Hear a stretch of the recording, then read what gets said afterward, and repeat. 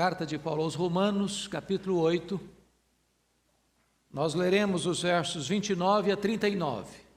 O apóstolo Paulo diz o seguinte: porquanto aos que de antemão conheceu, também os predestinou para serem conformes à imagem de seu Filho, a fim de que ele seja o primogênito entre muitos irmãos. E aos que Deus predestinou, a esses Deus também chamou.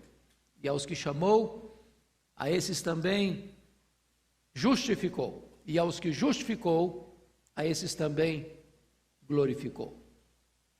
E Paulo prossegue agora com 5 perguntas. Que diremos, pois, à vista dessas coisas? Se Deus é por nós, quem será contra nós? Aquele que não poupou a seu próprio filho, antes por todos nós o entregou, porventura não nos dará graciosamente com ele todas as coisas? Quem intentará acusação contra os eleitos de Deus? É Deus quem os justifica. Quem os condenará?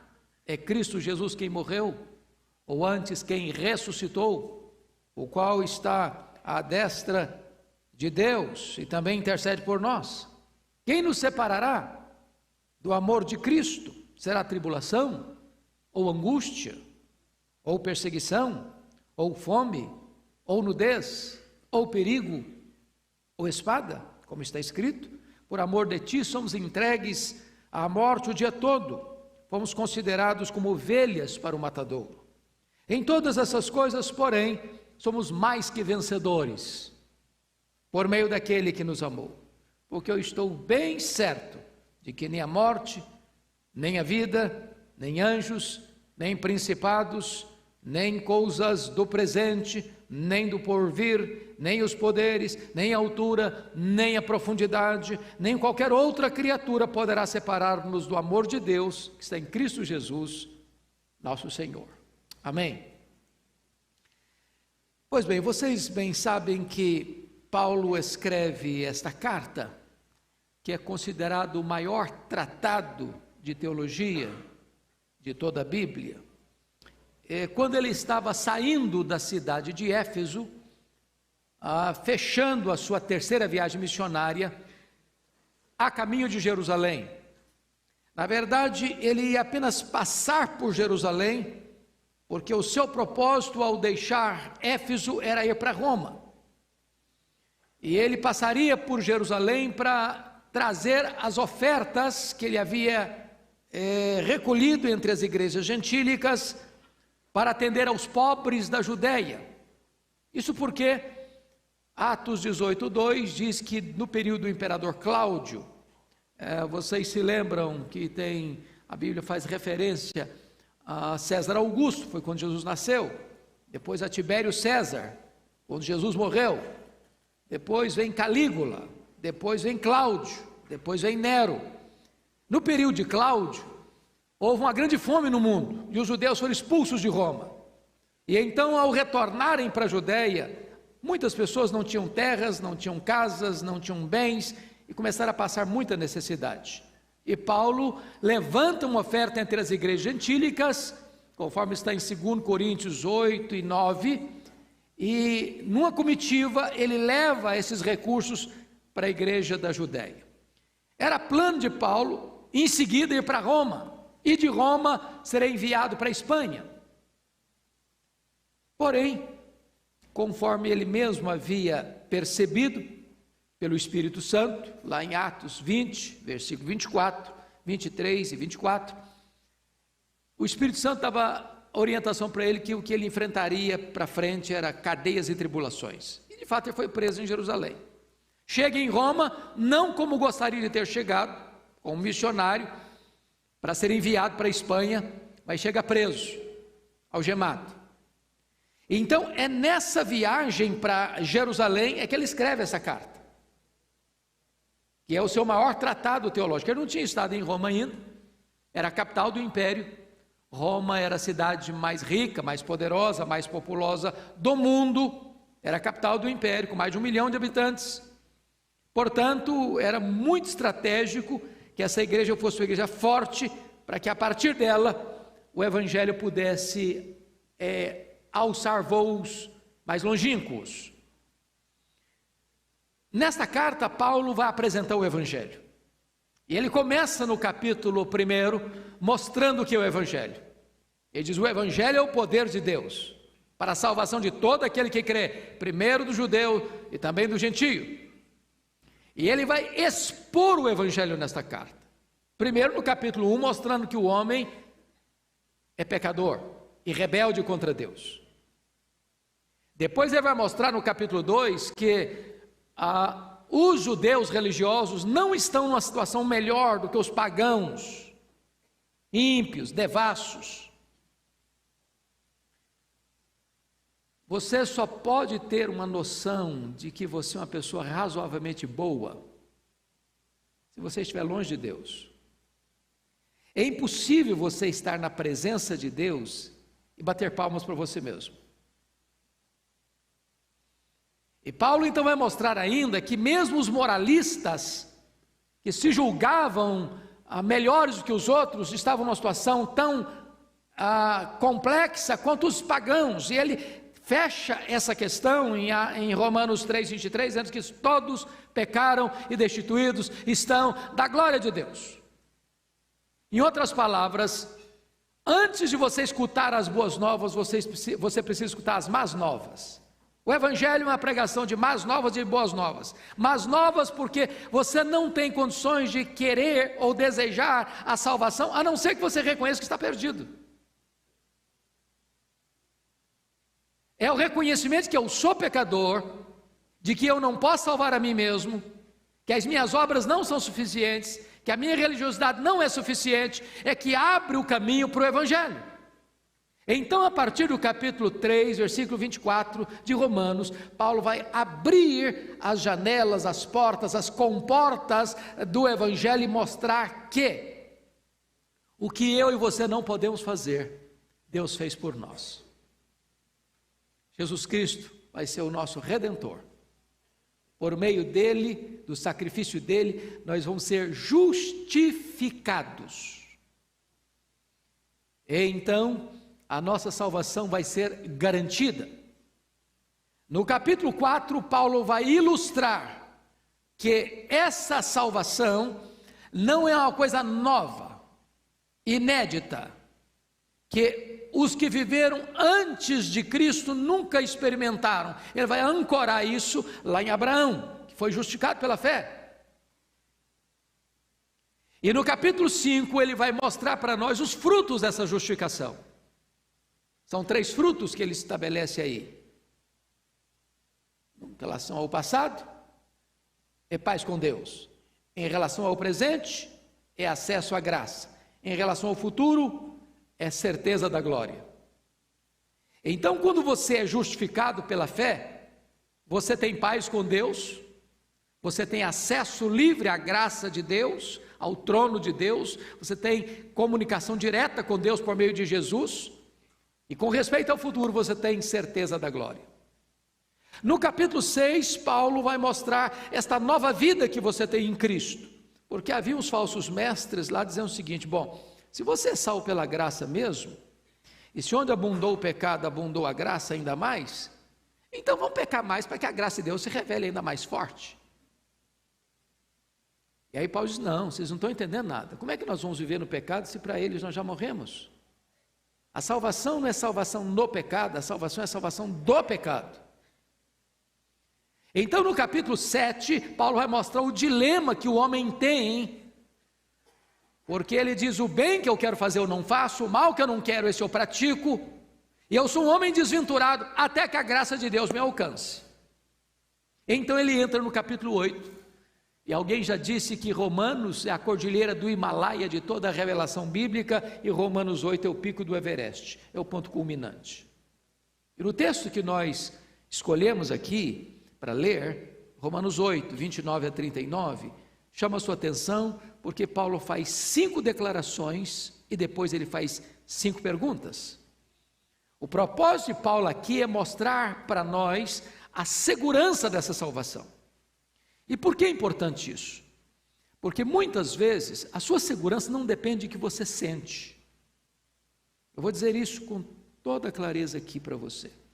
Às vezes a pessoa creu no Senhor Jesus, mas não tem segurança, não tem certeza de que está salvo.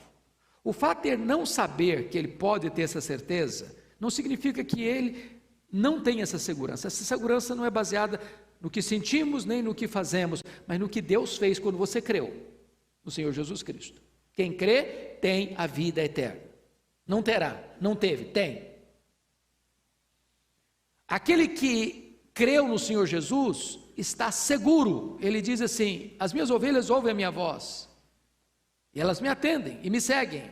Eu dou a elas a vida eterna, e ninguém as arrebatará das minhas mãos. Então, se você creu, você está salvo. Porque se você não tiver essa garantia, essa segurança, você vai viver um crente numa corda bamba. Aí você diz: hoje de manhã eu estou salvo, eu estou andando com Deus, sou salvo. Deu escorregada. Bom, perdi a salvação. Aí você se arrepende, confessa. Bom, agora eu estou salvo de novo. Aí você daqui a pouquinho, oh meu Deus, eu fiz uma coisa que eu não devia, perdi a salvação outra vez. Não, não é assim. Salvação não se perde. Uma vez salvo, salvo para sempre.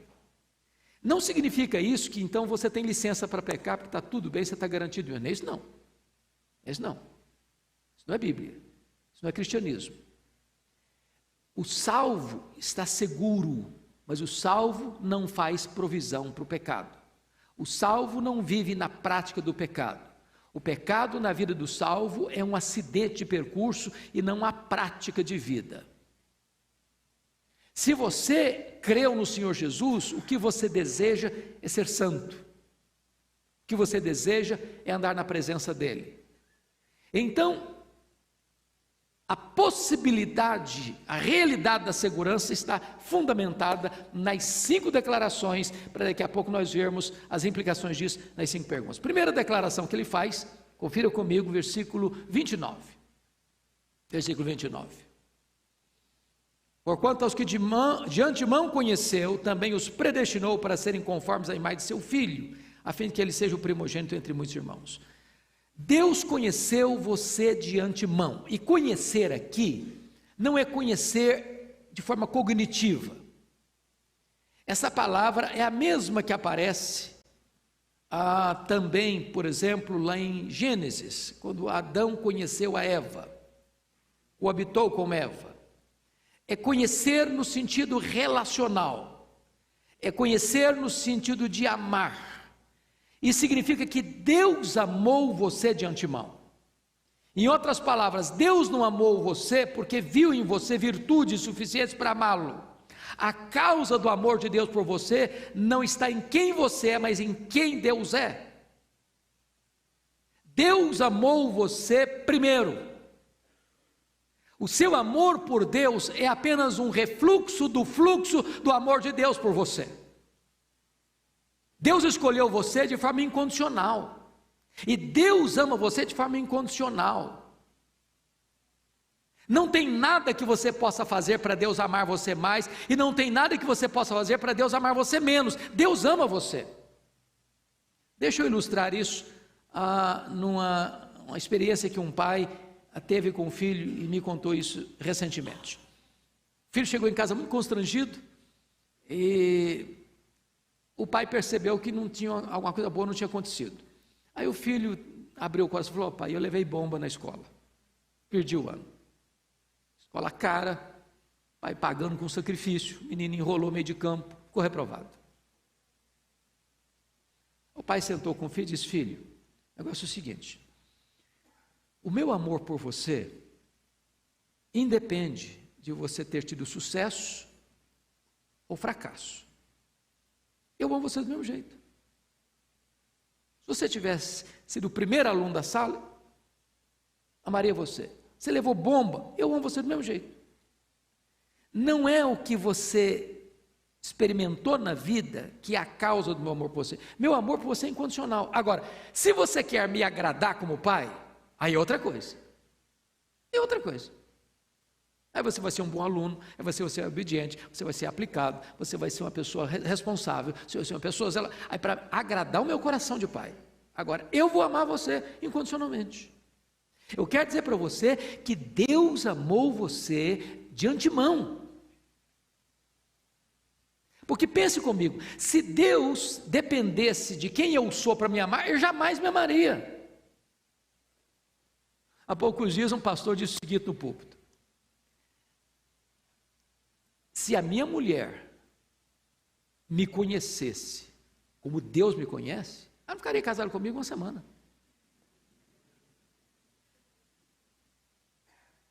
Mas é isso mesmo. É isso mesmo. Deus me amou não por quem eu sou, Deus me amou por quem Ele é. O amor dele é incondicional. E outra coisa, Ele me amou de antemão, e mais, Ele me amou com um propósito. Ele me amou para que eu seja conforme a imagem do seu Filho. Ele me amou para me fazer uma pessoa parecida com Jesus. Em outras palavras, Ele me amou não apenas para me levar para o céu, mas para me transformar à imagem do Rei do céu. Essa é a primeira verdade. Então, vou lembrar uma frase dos puritanos: você acha pouco o fato de você ter sido amado por Deus? Você quer mais? O Rei do universo, o Criador do universo, o sustentador da vida, ama você. Ainda que ninguém te ama, Deus ama. Isso é tudo. Segunda declaração. Olha comigo o versículo 30. E aos que Deus predestinou, a esses Deus também te amou. Então a segunda verdade é que Deus predestinou você. O que significa isso? Significa que no que tange a salvação, a sua salvação não começou com você, começou com Deus. Não começou no tempo, começou na eternidade. Não começou na terra, começou no céu. Não é você que escolhe Deus, é Deus quem escolhe você. Jesus Cristo disse isso em João 15,16: não fostes vós que escolhestes a mim, pelo contrário, eu vos escolhi a vós outros. E como é que Deus nos escolheu?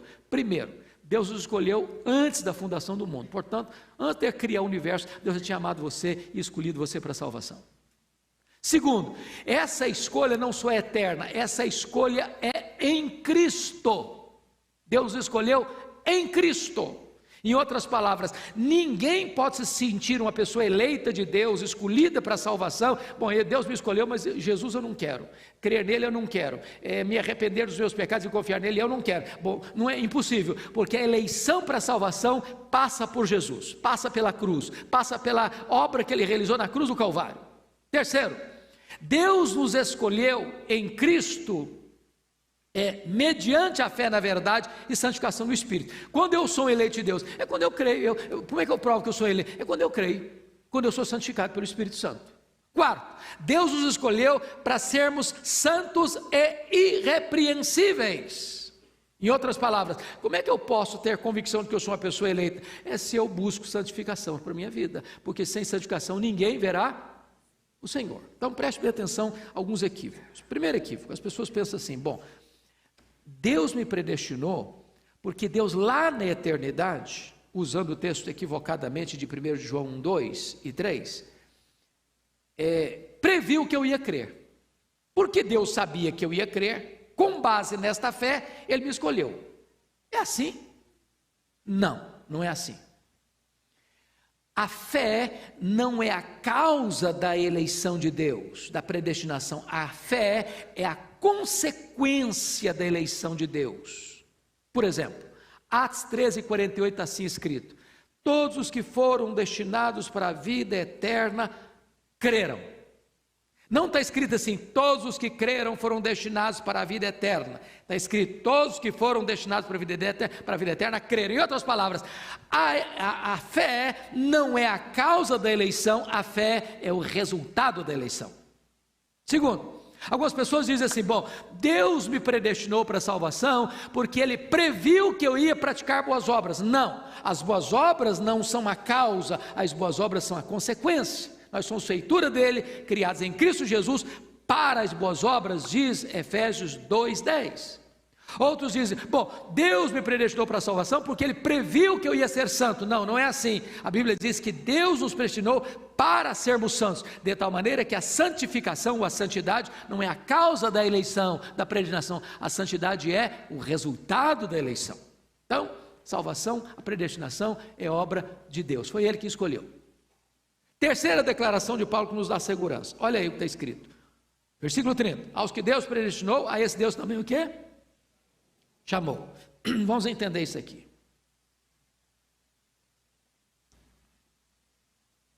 Há dois chamados na Bíblia, dois chamados. Há um chamado geral e há um chamado específico.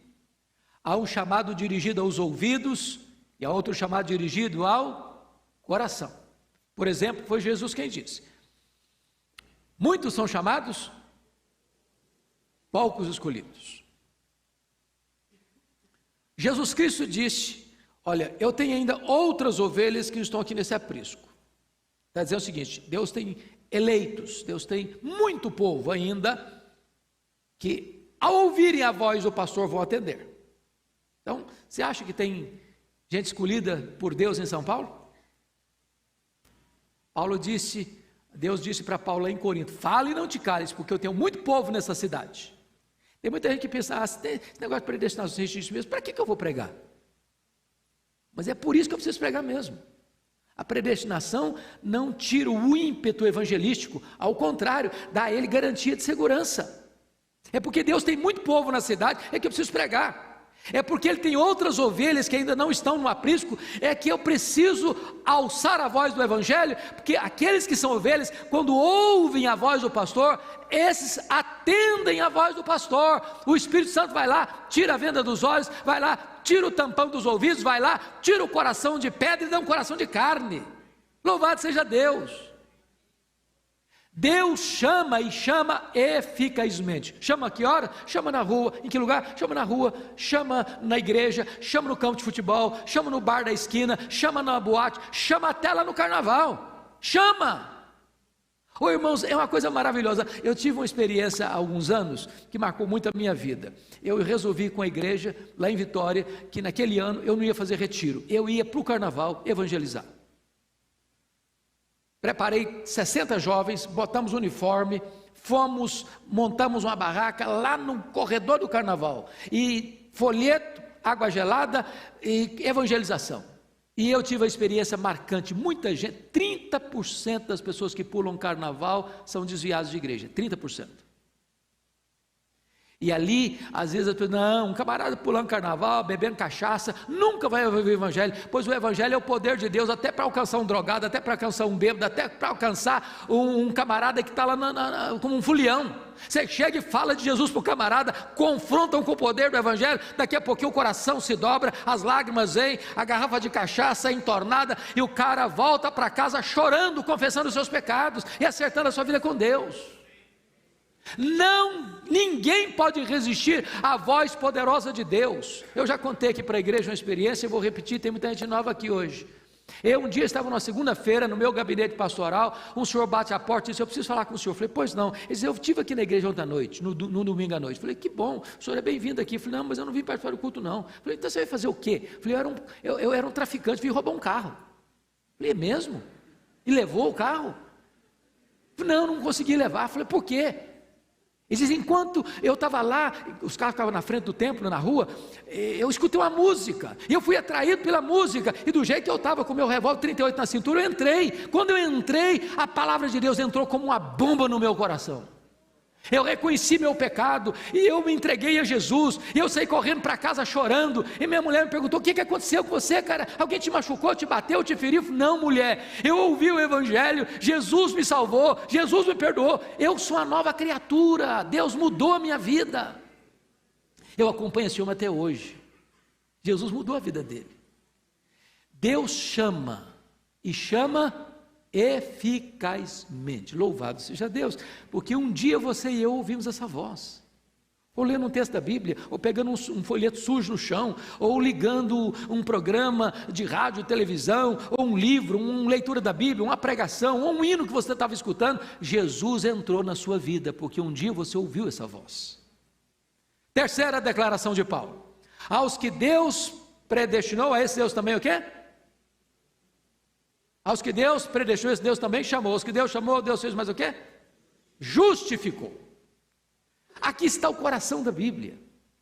O crente que não compreende a gloriosa doutrina da justificação, ele vive perturbado, inquieto, inseguro.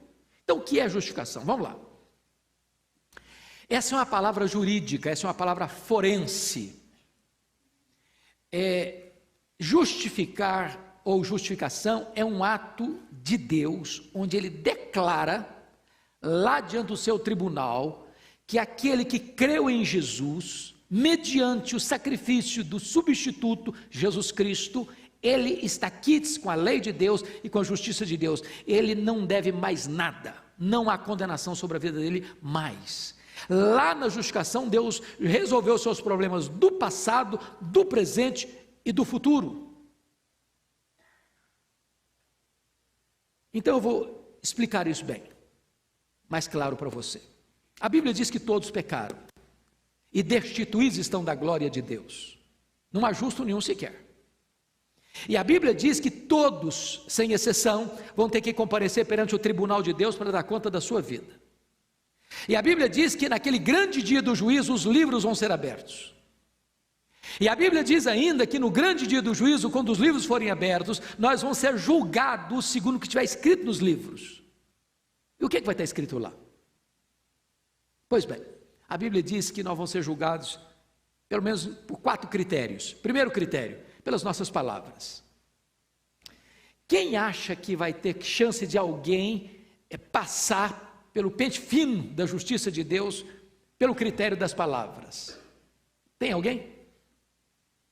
Só para fazer um checklist aqui agora, com você que está aqui. Já xingou alguma vez?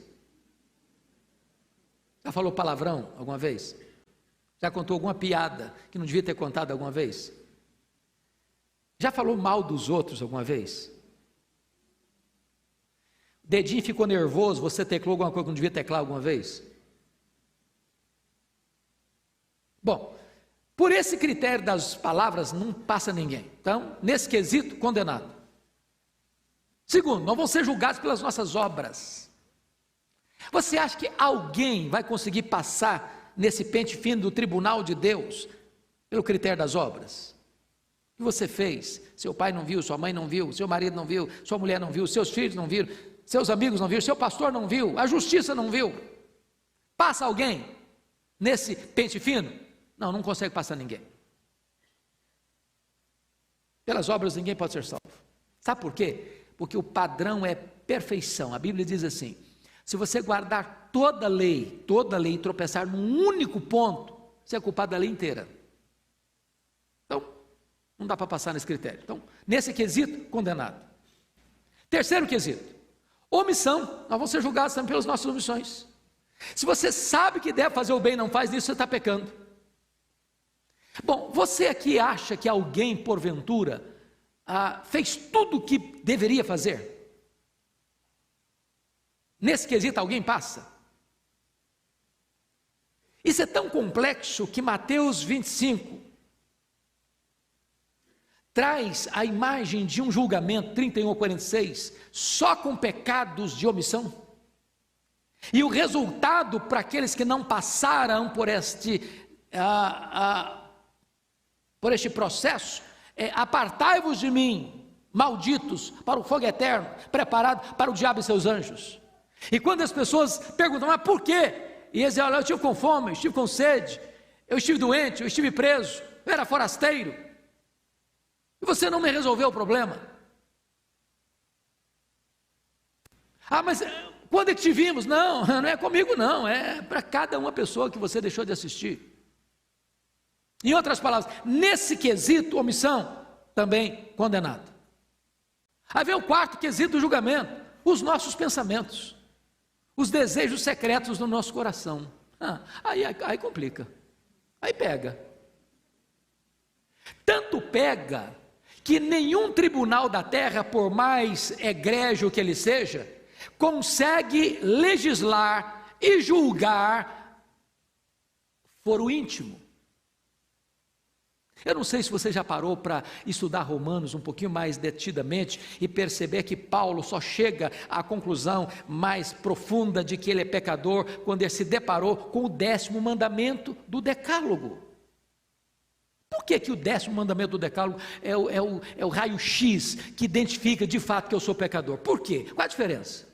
É que os 9 primeiros mandamentos são objetivos, todo mundo vê, todo mundo sabe, todo mundo conhece. O 10º mandamento é subjetivo.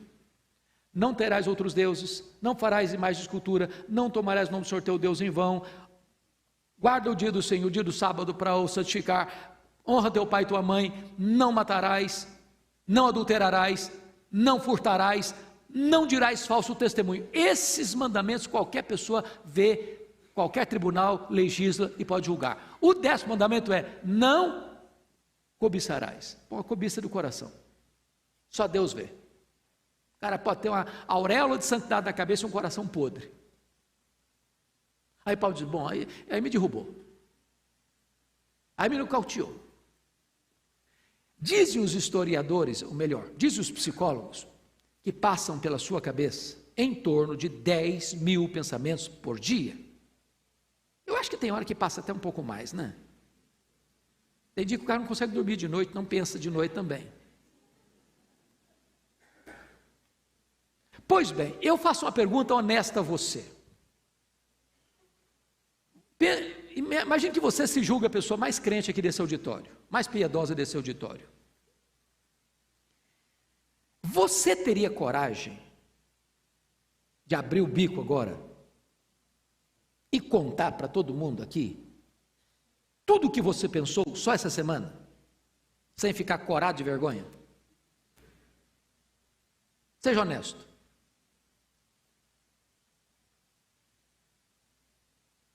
E se Deus resolvesse botar no telão aqui o que eu pensei só essa semana? Bom, é complicado, não?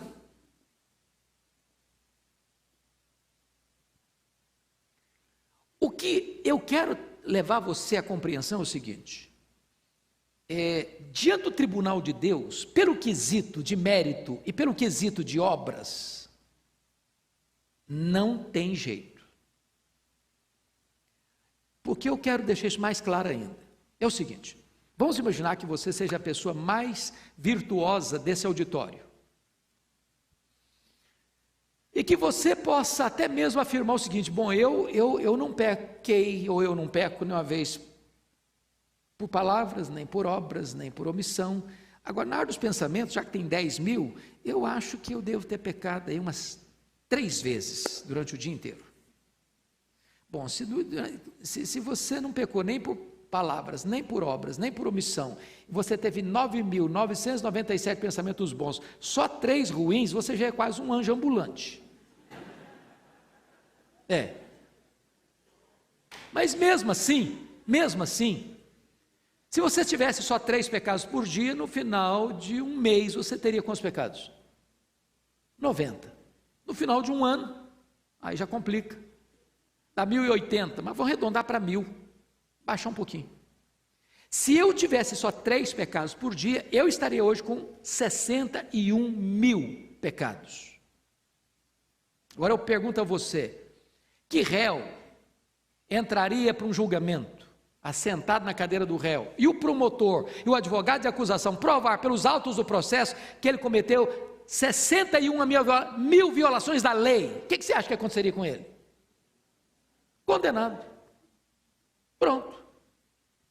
Mas eu quero colocar você numa situação mais complicada agora. Você não precisaria ter 61 mil pecados para não entrar no céu, não. Se você tiver um único pecado, você não pode entrar no céu. Vou fazer uma declaração chocante para você. Você sabia que só gente perfeita entra no céu? É desse jeito. Só gente perfeita entra no céu. Sabe por quê? Porque lá no céu não pode entrar pecado. Se entrar um pecado lá, o céu não é céu mais. Nada contaminado entra lá. Talvez você esteja argumentando no seu coração o seguinte: bom, pastor, se é desse jeito, eu acho que é um pouco injusto, porque se botar na balança entre coisa ruim e coisa boa, eu acho que eu faço mais coisa boa do que coisa ruim. O problema não é esse. O problema é que o padrão de Deus para entrar no céu é perfeição. E se eu cometo, faço coisa boa, mas também faço coisa ruim, o padrão da perfeição é comprometido. É como se você fosse pegar, por exemplo, 10 ovos para fazer um omelete, e 9 deles estão bons, e um está podre.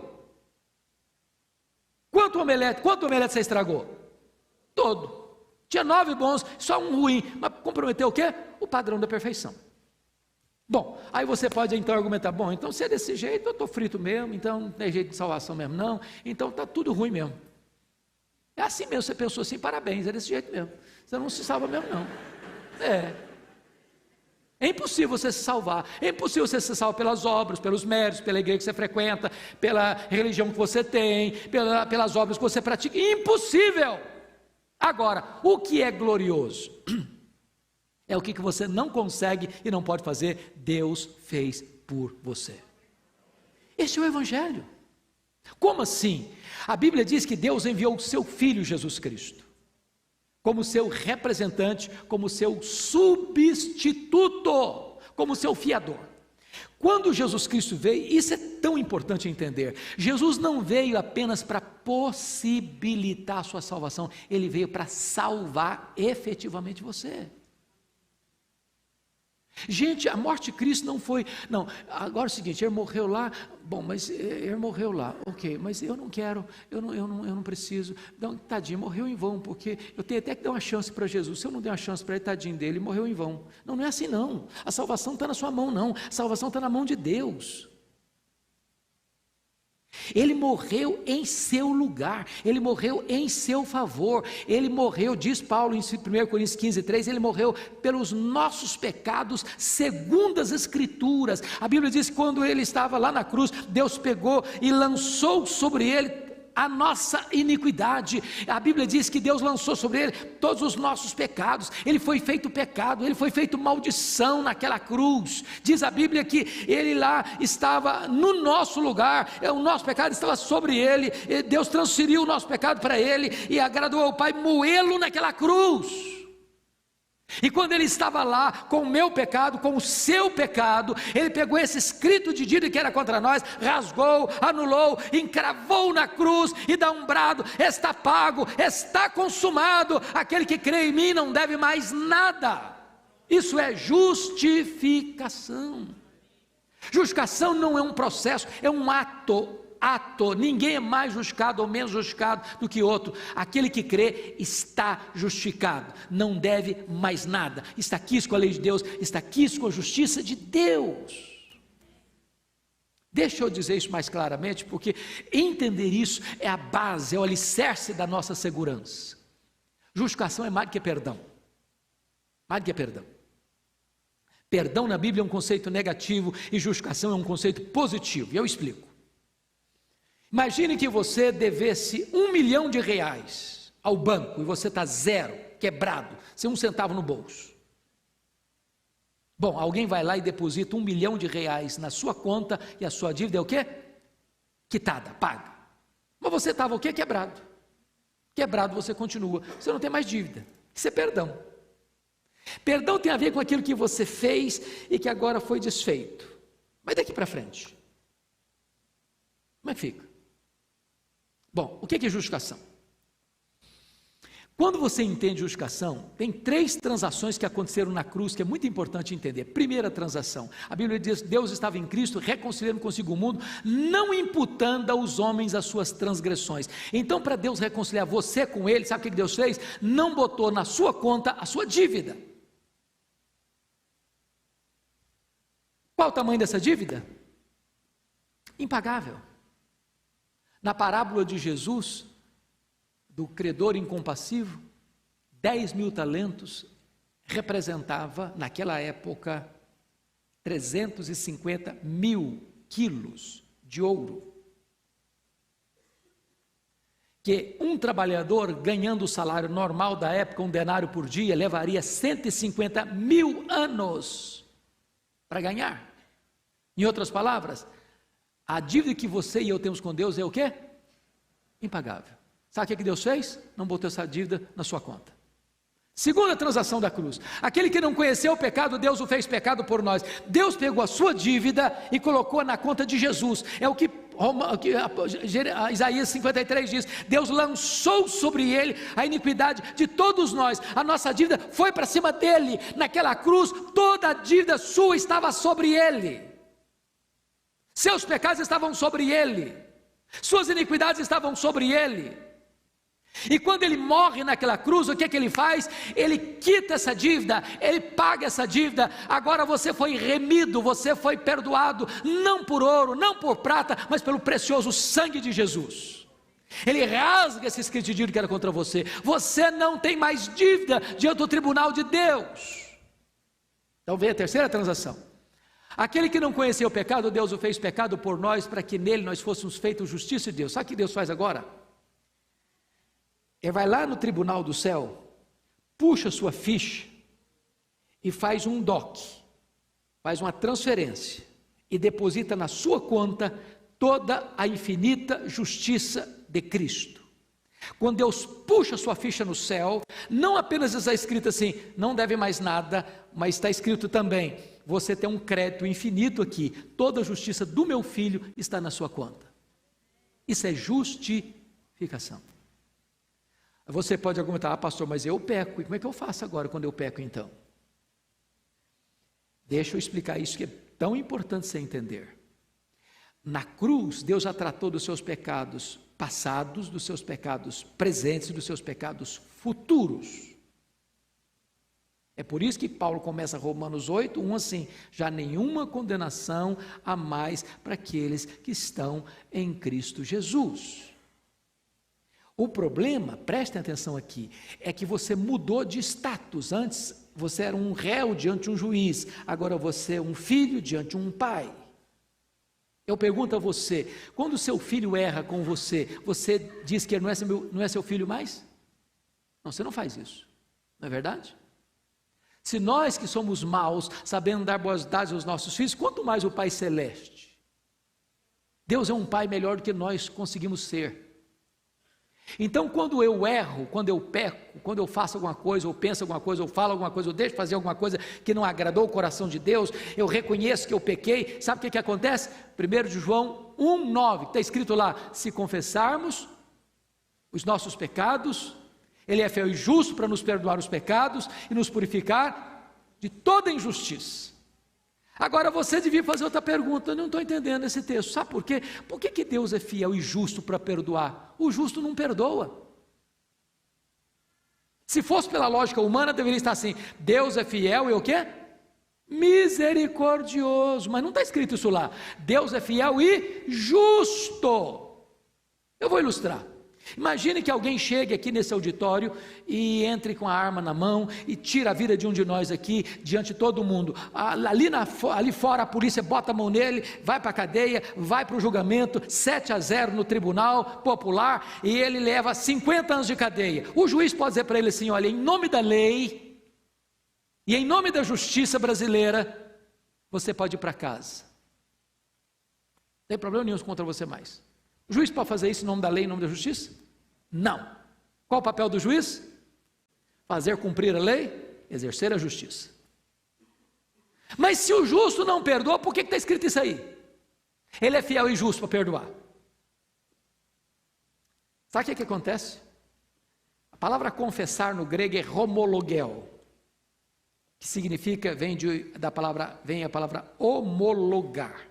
Quando eu reconheço, eu sou filho, sou perdoado, fui justificado. Quando eu reconheço que eu pequei, eu chego para Deus, Deus, eu reconheço que eu pequei. Aí Deus diz assim para mim, pois é, então, já que você confessou o seu pecado, você concorda que você é pecador, que você pecou, por causa daquilo que o meu filho fez por você na cruz, eu sou justo para não punir você de novo, porque eu já puni o meu filho naquela cruz.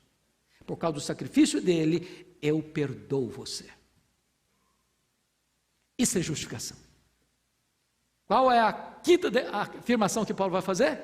E aos que Deus justificou, esse Deus também fez o quê? Glorificou. Então vou fazer uma perguntinha da língua portuguesa. Em que tempo verbal está essa palavra, esse verbo aí, glorificou? Que tempo? Está no passado. Qual passado? Pretérito perfeito ou imperfeito? Pretérito Perfeito. Agora eu vou fazer outra pergunta. Paulo errou na gramática ou na teologia? Porque eu não estou glorificado ainda, você está? Você precisa comer? E às vezes jejuar? Você acha que nós vamos fazer jejum lá no céu? Não. Você acha que nós vamos precisar comer lá no céu? Também não. Você ainda fica cansado? Lá no céu não vamos ficar, não. De vez em quando, assim, as rugas aparecem no seu rosto também, os cabelos ficam brancos ou caem. Lá no céu não vou ter esse problema, não. Lá no céu você não vai brigar nem com a balança, nem com o espelho. Bom, por que Paulo então diz que algo que ainda não aconteceu historicamente só vai acontecer quando Jesus voltar, porque só quando Jesus voltar nós vamos ser glorificados? Coloca esse fato no passado. Porque se fosse seguir a lógica humana, Paulo diria assim: aos que Deus chamou, a esse Deus também justificou, aos que Deus justificou, a esse Deus também glorificará. Mas ele não diz assim, ele diz glorificou. Sabe por quê? Aqui que eu chamo a sua atenção para a segurança da salvação. São elos da mesma corrente. Deus conheceu de antemão, Deus predestinou, Deus chamou, Deus justificou, então Deus consuma a glorificação, dizendo o seguinte: não tem possibilidade de você não ser glorificado. Na mente de Deus, nos decretos de Deus, você que foi conhecido de antemão, predestinado, chamado, justificado, já está glorificado.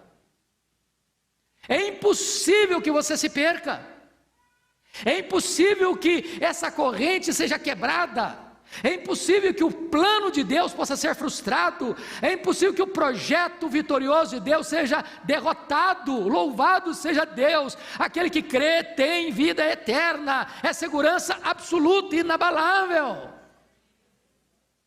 Eu quero então concluir, levando você agora, depois dessas 5 declarações, para as 5 perguntas, e serei mais breve. Primeira pergunta está no versículo 31. O que é que ele vai dizer no versículo 31 aí? Que diremos, pois, à vista dessas coisas? Que coisas? As coisas que nós acabamos de falar aqui. Se Deus é por nós, quem será contra nós? Então veja bem, vem o diabo para acusar você. Você não está salvo nada. Que vidinha fajuta você está levando? O que é isso? Você errou, você pecou, você está salvo nada, você vai para o inferno. Porque o diabo ele tem 2 manias de fazer as coisas. Ele diz para você: não peca, vai ser bom, vai ser gostoso, você merece, você está precisando ter um pouco de prazer. E aí depois que você peca, diz: agora não tem mais jeito não, agora você está ralado, agora você está ferrado comigo, agora eu vou te levar para o inferno, agora você é meu, agora você não sai dessa mais não.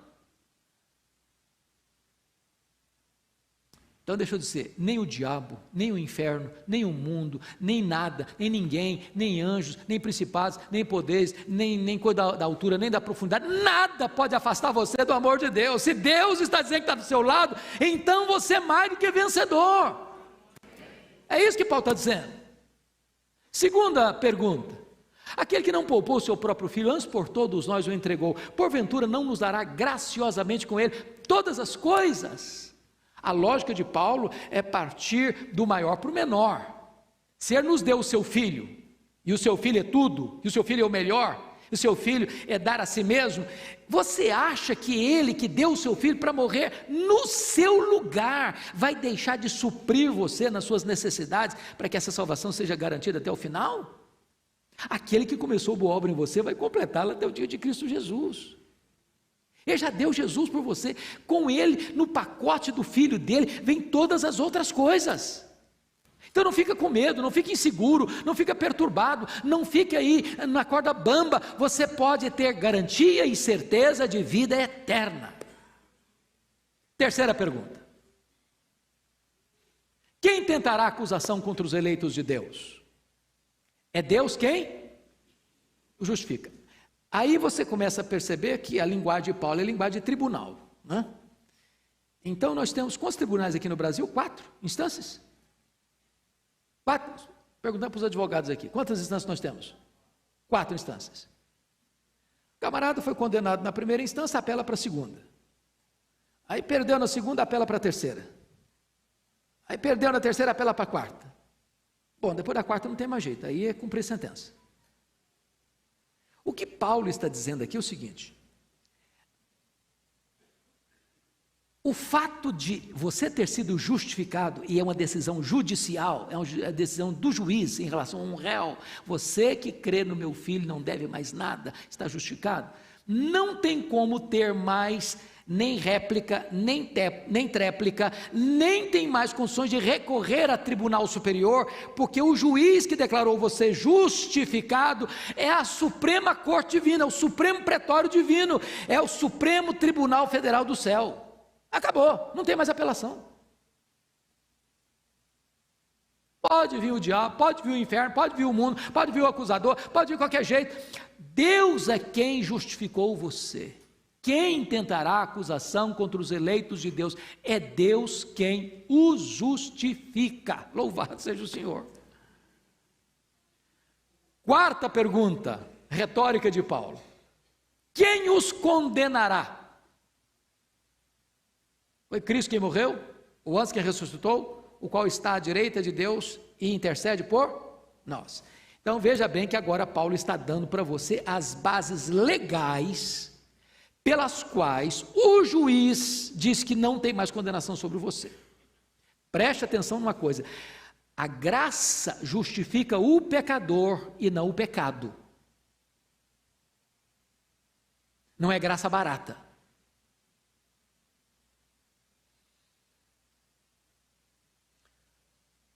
O que Paulo está dizendo aqui é que quando o juiz, supremo juiz, Deus, declarou o seguinte: quem tentará acusação contra os eleitos de Deus? É Deus que os justifica. Justifica-os em que base? Com que critério? Por quê? E aí Paulo vai responder essa pergunta nessa quarta pergunta retórica. Primeiro, foi Cristo quem morreu. Quando diz que Cristo quem morreu, ele não morreu apenas como um mártir, ele não morreu apenas por si mesmo, ele morreu pelos nossos pecados. E a morte dele foi uma morte substitutiva, nós chamamos isso de morte vicária. Então, quando ele morreu não por nós, ele não morreu apenas, melhor dizendo, ele não morreu apenas para possibilitar que um dia, porventura, talvez, se eu quiser, se eu não quiser também, não, ele morreu pelos meus pecados, ele morreu no meu lugar, ele morreu a minha morte, ele levou sobre si a minha transgressão, ele morreu como se eu estivesse lá naquela cruz, morrendo. Aliás, nós estávamos lá, não na cruz da direita, não na cruz da esquerda, mas na cruz do centro. Eu estava lá, ele morreu pelos meus pecados, eu fui crucificado com ele. Mas agora Paulo diz, ele não só morreu, ele ressuscitou. Por que ele está dizendo isso? Porque se ele tivesse morrido e não tivesse ressuscitado, ele seria um fracasso, ele seria derrotado, ele não poderia salvar nem a ele mesmo, quanto mais a você e a mim. Mas ele não apenas morreu pelos nossos pecados, ele está à direita de Deus e intercede por nós. O que significa isso? Significa o seguinte, que o Senhor Jesus Cristo não só nos resgatou, nos justificou, mas agora nessa jornada entre o novo nascimento e a glorificação, quando você e eu ainda continuamos nesse mundo caído e ainda temos um corpo de fraqueza e ainda estamos susceptíveis a pecar, Ele vai nos assistir como nosso grande sumo sacerdote, como nosso advogado justo. É por isso que João diz na primeira carta, capítulo 2:1, filhinhos, estas coisas eu vos escrevo para que não pequeis. Se todavia alguém pecar, temos advogado junto ao Pai, Jesus Cristo, o justo, e Ele é a propiciação pelos nossos pecados. É isso que entra João 1,9, 1 João 9, quando você errar, quando você pecar, quando você fizer alguma coisa que Deus se entristeceu, e você percebe, não estou legal, eu cometi esse erro, eu cometi esse pecado, você chega para Ele e diz, Senhor, eu pequei, e Deus olha para o seu filho e diz, pois nem meu filho, você pecou, você reconhece que você pecou, então por aquilo que o meu filho fez lá na cruz por você, eu perdoo você, vamos pegar de novo, vamos começar outra vez, sem base legal. O seu substituto morreu por você. É por isso que é tão bonito você perceber isso. a quem Deus justifica? Deus justifica o justo ou o injusto? Hã? Deus justifica o injusto. Mas você pode dizer, bom, mas não é justo que o justo justifique o injusto.